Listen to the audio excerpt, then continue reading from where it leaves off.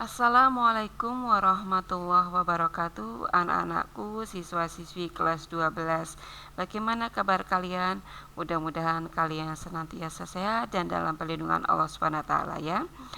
Senang sekali Ustazah bisa menyapa kalian kembali dalam mata pelajaran sejarah. Anak-anak, sudah siap dengan alat tulis kalian? Bagus sekali.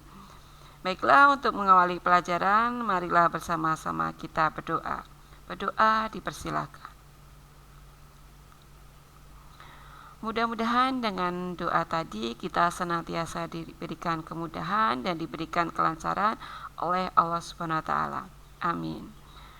Anak-anak, pada kesempatan hari ini kita akan belajar tentang sistem dan struktur politik Indonesia pada masa demokrasi terpimpin. Adapun tujuan pembelajarannya adalah setelah selesai pembelajaran, Ustazah harapkan kalian mampu memahami perkembangan politik Indonesia pada masa demokrasi terpimpin.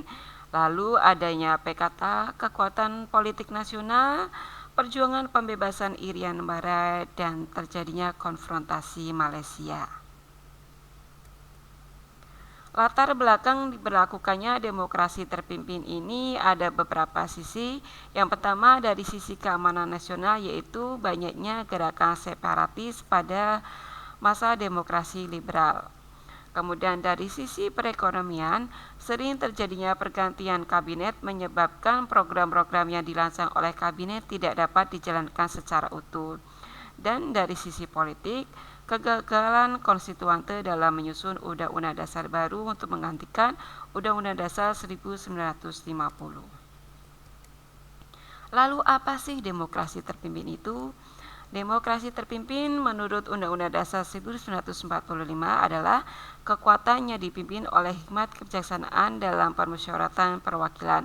Hal ini sesuai dengan sila keempat Pancasila. Kemudian menurut Soekarno bahwa beliaulah pemimpin besar revolusi.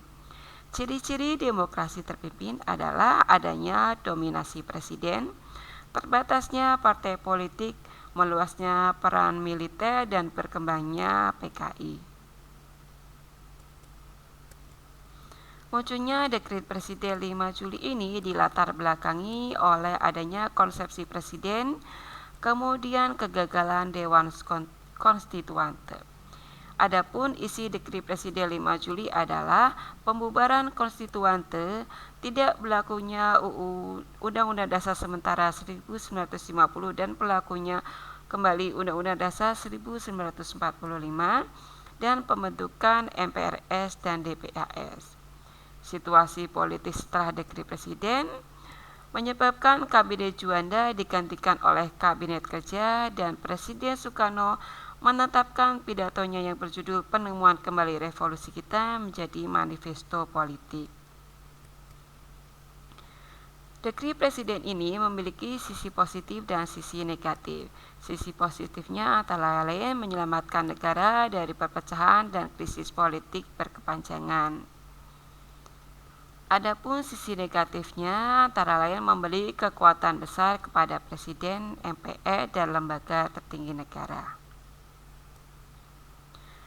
Kekuatan politik Indonesia pada masa demokrasi terpimpin ada 3, yaitu Presiden Soekarno itu sendiri, kemudian Partai Komunis Nasional, dan fungsi TNI dan TNI Angkatan Darat.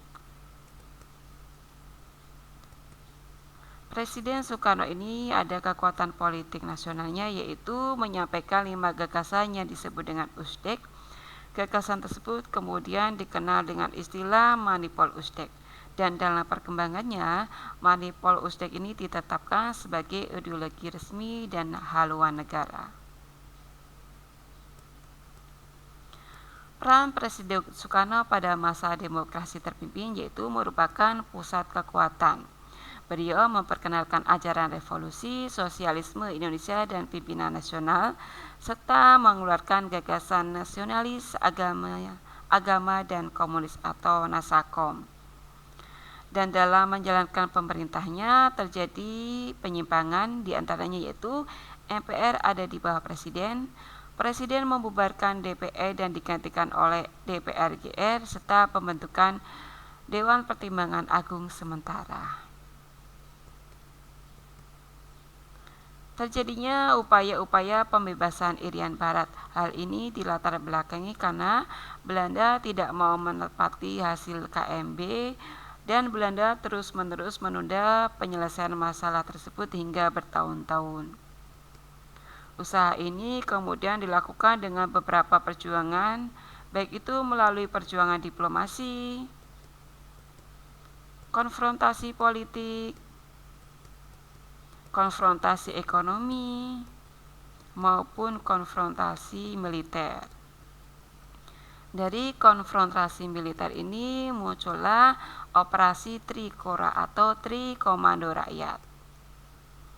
Trikora ini berisi gagalkan pembentukan negara Papua bikinan Belanda kolonial, kibarkan sang merah putih di Irian Barat tanah air Indonesia, bersiaplah untuk mobilisasi umum guna mempertahankan kemerdekaan dan kesatuan tanah air dan bangsa.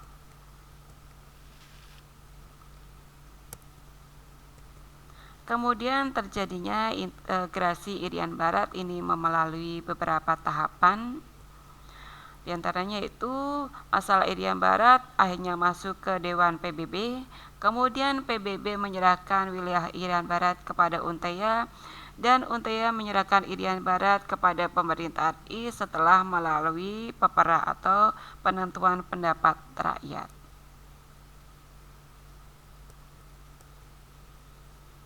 Politik luar negeri yang diterapkan pada masa demokrasi terpimpin dirubah dari politik bebas aktif menjadi politik Nevo dan Old-Devo. Politik Nevo dan Old-Devo ini mengarah pada politik mercusuar. Terjadinya konfrontasi dengan Malaysia dilatar belakangi karena mencetusnya gagasan pembentukan Federasi Malaysia.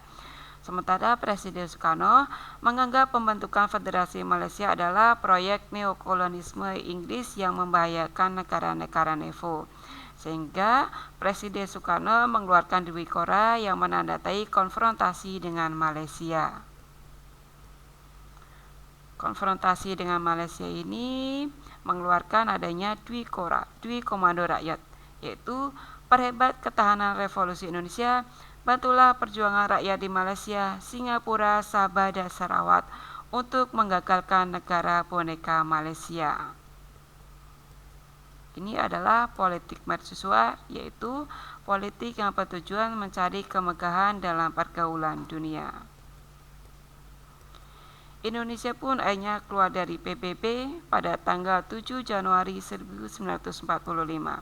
Latar belakangnya karena PBB menerima Malaysia sebagai anggota tidak tetap Dewan Keamanan PBB, sikap PBB yang tidak merombak struktur organisasi PBB.